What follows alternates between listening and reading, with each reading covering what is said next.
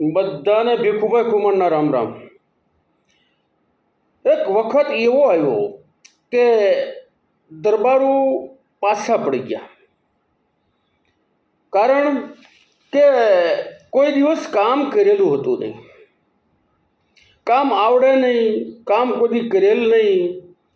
કારણ કે કામદારો હતા એ કામ કરતા, જમીન જાગીરો હતી તો એ વાવવા હતા એ આવીને દઈ જતા.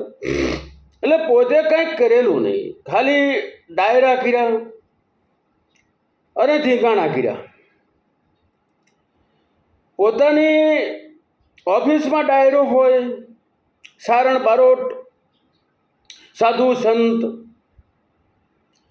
આ બધા એટલે ઘણા કલાકારો જેવા કે ભવાયા હોય તો ભલે, મલ હોય તોય ભલે, અને કઠપૂતો એવા હોય તોય ભલે, બહુ રૂપિયા હોય તોય ભલે, આવા બધાય ને ફૂલની પાંખડી આપતા. અને આ બધા એવા ડાયરા રહેતા, ડાયરાની માઇલપા કાવા કહું બહાલતા હોય અને સારણ બારોટો બિરદાવલીઓ ગાતા હોય, એવી રીતની જીવન જીવતા હતા. અને એની માઇલપા કાંઈ કરી શકે નહીં અને લોકશાહી આવી પાછા પીડ્યા તો એના આ એક બે પ્રસંગ કે એક દરબાર છે પોતે વિચાર કર્યો કે મારે જમીન પડી એ કરતાં કોકને વાવવા દઉં તો જે કાંઈ થોડું બધું આવે. એટલે પોતે બહાર નીકળ્યા. જ્યાં ખેડૂત બેઠા છે, ખેડૂત એટલે એ કોઈ જ્ઞાતિ નથી, ખેડૂત એટલે જે ખેતી કરતા હોય એ તમામ ખેડૂત. એટલે ખેડૂત બેઠા છે. ત્યાં ગયા, જેમ કીધું કે જુવાનીઓ મારે જમીન વાવવા દેવી છે. એક ભાઈ કીધું બાપુ હું વાવું, પણ મારે એક જ બળદ છે, જો એક બળદ તમે લઈ ગયો તો હું વાવું. તો બીજો ભાઈ બેઠો તો એને કીધું કે મારી પાસે 3 બળદ થયા છે, એક તમે લઈ જાઓ. બળદ જોવા ગયા અને બાપુએ પૂછ્યું કે હે પટેલ, આ કેટલામી વેતરનો છે? એટલે બધાએ દાંત કાઢ્યા. કારણ કે એને એ પણ ખબર નથી કે આને વેતર ન કહેવાય, બેને વેતર કહેવાય, બળદને ધર કહેવાય, એવી પણ ખબર નથી. એવા એક દરબાર પોતાની ઓફિસમાં બેઠા છે અને એમાં પછી તો એનું કારણ કે એટલા બધા પાછા પીડ્યા. રંગરાગ જે હતા, જે ડાયરા હતા, એ ડાયરા લુપ્ત થઈ ગયા, બંધ થઈ ગયા. હવે તો નવટાક કાલા પલાવીને પીવાનો વારો આવ્યો છે. હવે ડાયરા નથી, એકલા નવટાક કાલા પલાવીને પીવેશ. એની માઇપા ઘરેથી કહેવરાયું કે કાલે બાપુનું હરાજ છે એટલે 5 કિલા ઘી મંગાવી દો. કે કાંઈ વાંધો નહીં, મંગાવી દઉં. ઊભા થયા, બે બારહાક પકડી અને બજારની માઇલમાં આમ ડોકું કાઢે છે ને આમ જોવે છે, પણ કોઈ દેખાતું નથી. વળી પાછા ઓફિસની માઇલમાં આંટો મારે, પાછા બારહાક આવીને પકડીને ઊભા રહીને જોવે. પોતે એકલા બબડે છે કે કોઈ નીકળતું નથી, કોની હારે મંગાવવું? ઘી મંગાવવું છે પણ કોની હારે મંગાવવું? ત્યાં બીજી ફેરું ઘરેથી કીધું ભાઈ તમે પાછા ભૂલી જાઓ, ઘી મંગાવી દો. પાછા આંટો મારે, બાર હાકે જઈને ઊભા રહે, આખી બજારમાં આમ નજર કરે, કોઈ દેખાય નહીં.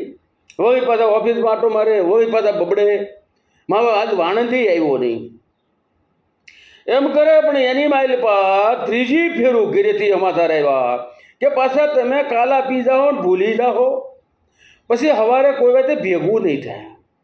એટલે ઘી મંગાવી દો પણ કોઈ નીકળતું નથી, કોની હારે મંગાવી દો? હું જાઉં તો થાય. કીધું તો અડપ કરો ને, અડપ કરો, જાઓ. કે તો લાવો બરણી. બરણી દીધી.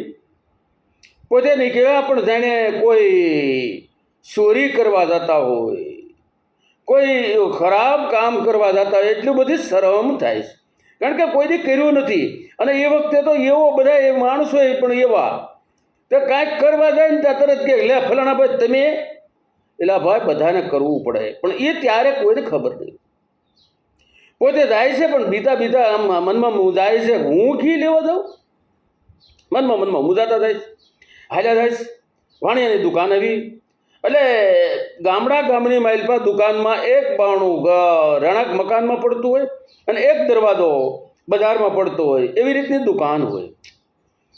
બરાબર, દરબાર ગયા તો ત્યાં વાણિયાનો છોકરો બરોબર હાજર છે, શેઠ નથી, વાણિયાનો છોકરો હાજર છે. એને જોયું, ઓ બાપુ આવ્યા, આવો બાપુ આવો, પધારો બાપુ પધારો કરીને એને એકદમ ઊભો થઈ અને કોથળો પાથરી દીધો અને ઘરેથી જઈ અને પાણીનો કળશિયો ભરી આવ્યો, પાણીનો કળશિયો આપ્યો, લ્યો બાપુ.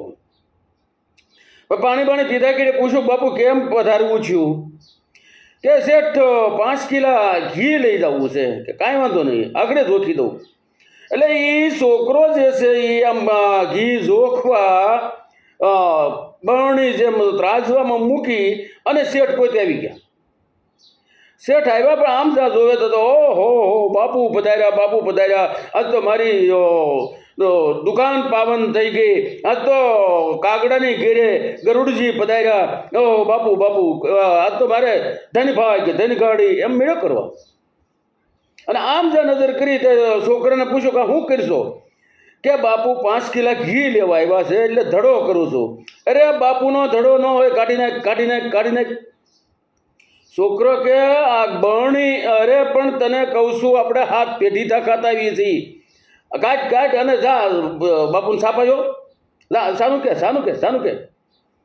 એટલે ધડાવ કાઢી અને સીધી બરણીમાં 5 કિલા ઘી જોખી દીધું.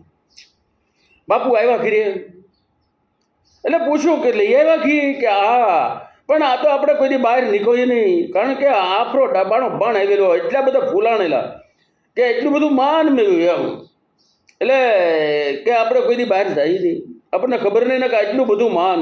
મને તો શેઠનો છોકરો હતો, એને તો કોથળો પાથરી દીધો, પાણી પાયું અને શેઠ આવ્યા, ધડો કાઢી નાખ્યો. એ કે બાપુનો ધડો ન હોય. અને થઈ કીધું કે તો તમે 250 ગ્રામ ઘી ઓછું લઈને આવ્યા. હા મારો એમ કહેતો તો હાથ પેઢી ખાતા આવીએ છીએ. એટલે પહેલાં આવા ભોળા માણસો હતા. મારું કહેવાનો મિનિંગ એ છે કે ભોળપણની માઇલ પર બધું ગુમાવ્યું, પણ હવે સડતી આવી છે, એ આવતી વખતે વાત કરીશું. જય માતાજી.